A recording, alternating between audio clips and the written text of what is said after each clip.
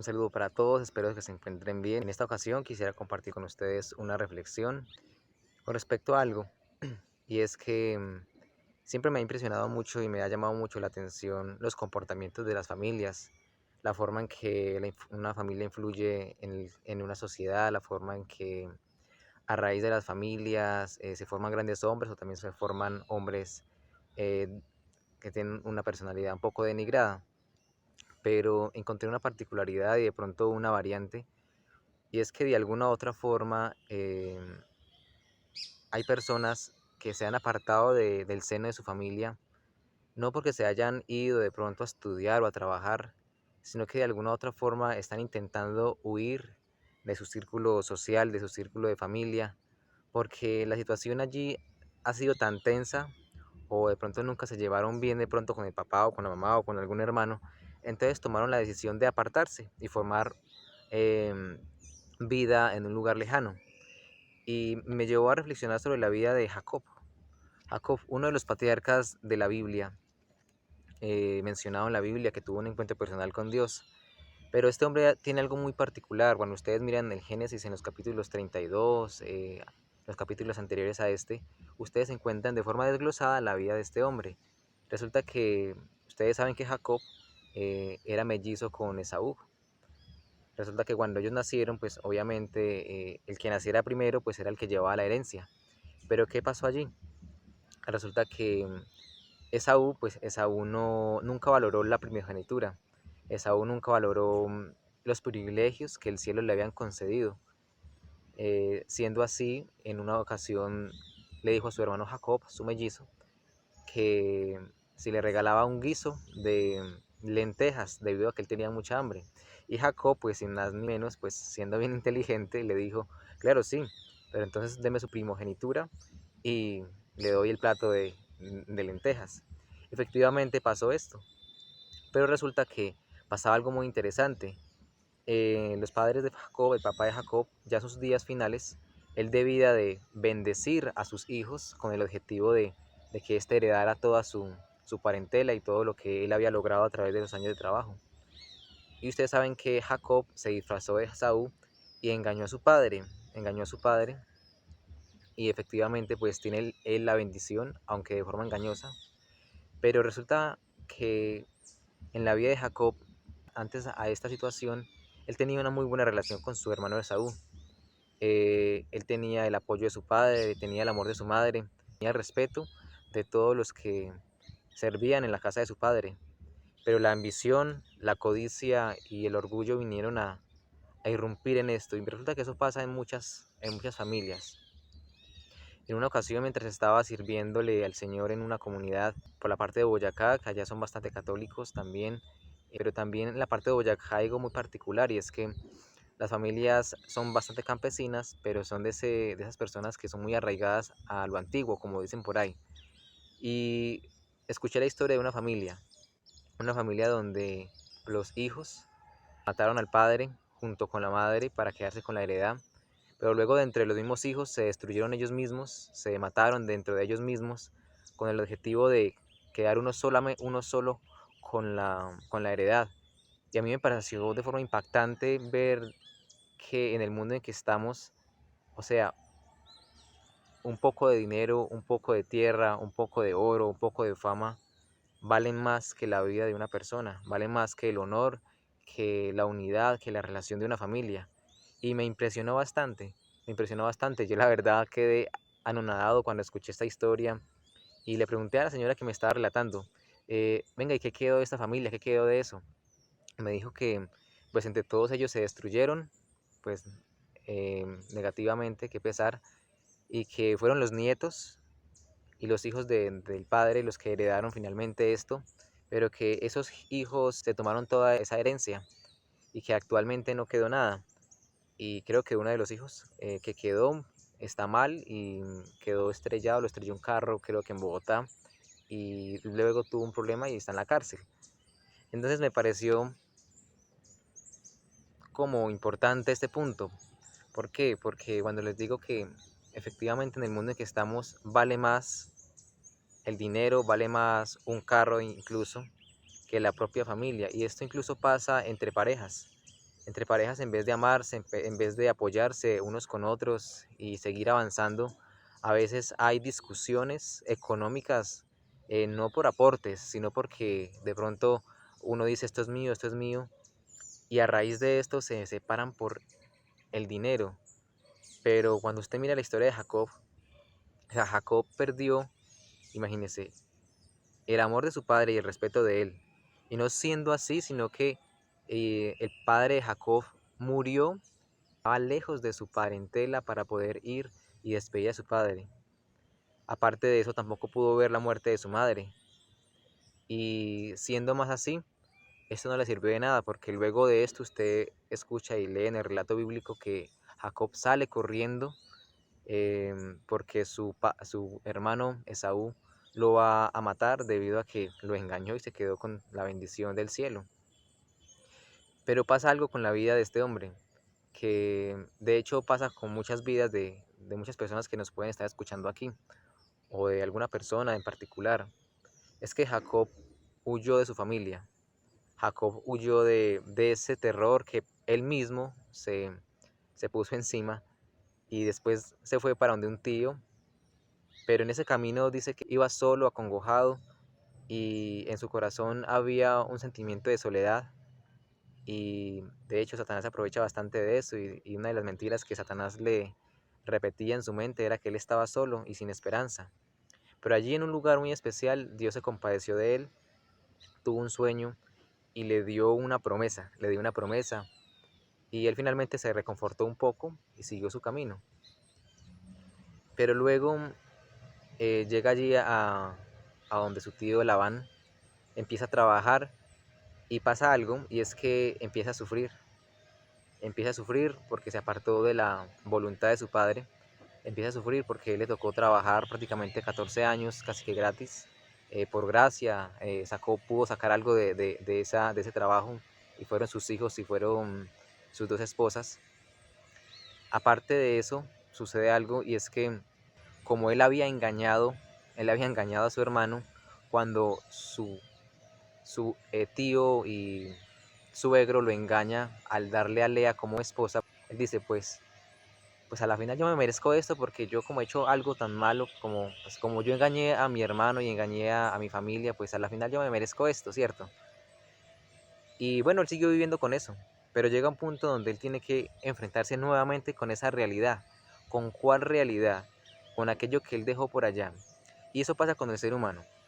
Cuando usted comete una equivocación, o de hecho el hijo o la hija, o si de pronto usted mismo en algún momento le hizo algo o le hizo un daño a alguna persona, usted puede ver que usted se aparta de esa persona, usted no resuelve, no es común del hombre que resuelva sus asuntos de engaño, de robo, de traición. Generalmente, ¿qué hacen las parejas actuales? Las parejas no son capaces de resolver eso y se apartan el uno del otro, se divorcian y no se pueden ver, y cuando se ven es a pelear.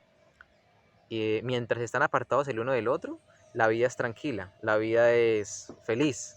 Y allá Jacob, en medio del desierto, allá con su familia, pues él no se acordaba de ese problema que había tenido y que había tenido en su edad más joven.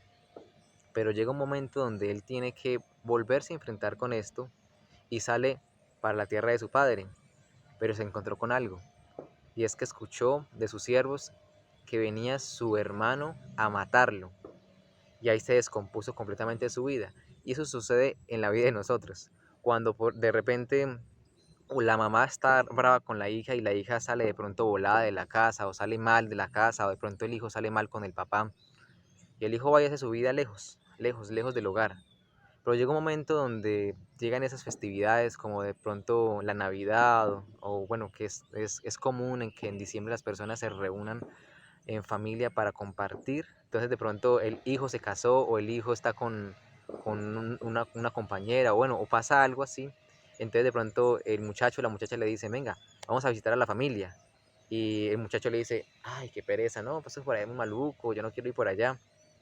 Pero resulta que en realidad no es que no quiera ir allá, en realidad es que hay algo que no resolvió en su casa, y sabe que al ir allá se tiene que enfrentar con eso que le genera dolor, con ese engaño que él hizo, con eso que él tal vez realizó allí. ¿Y qué sucede? Pues hay aflicción, hay dolor, y nuevamente se acuerda uno de todo lo que uno era o todo lo que uno fue.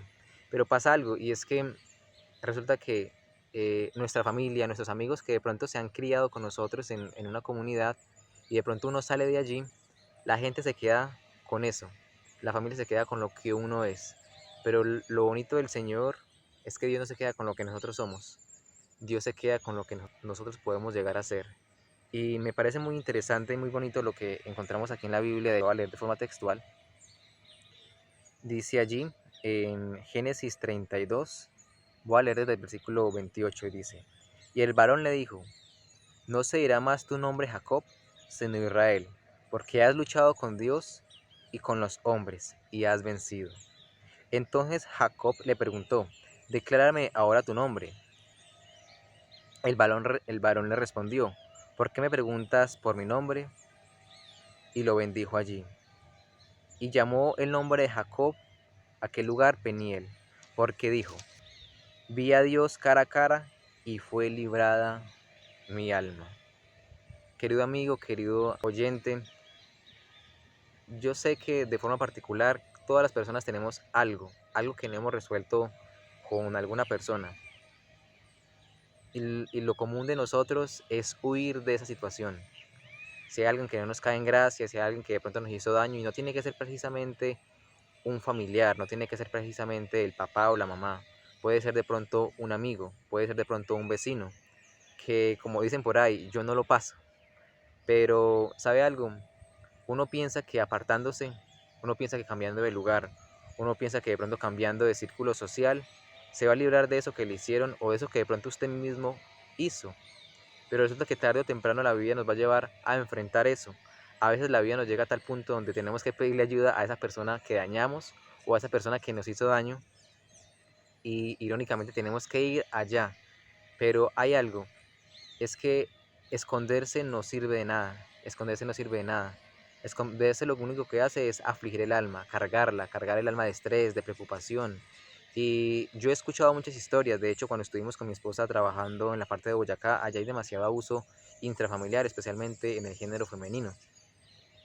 Y escuchábamos esas mujeres que se iban de la casa cuando tenían 12 o 13 años porque vivían en la casa un infierno. Se casaron y se fueron lejos, lejos, lejos de su familia.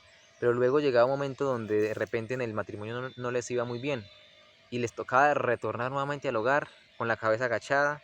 Y luego decía el papá, le dije, pero no solamente eso, sino que aparte de que tenía un problema en la casa, venía con otro problema más grande.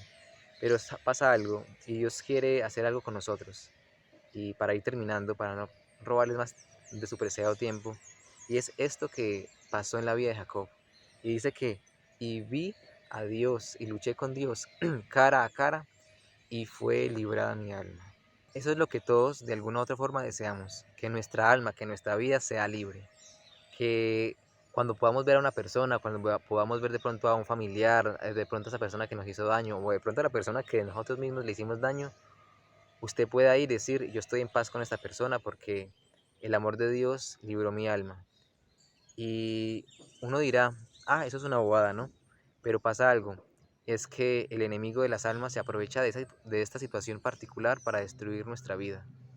Cuando un hombre y una mujer se separan, de pronto la mujer lo engaña o el hombre lo engaña a ella, este hombre o esta mujer se apartan y hacen como si eso no fuera así.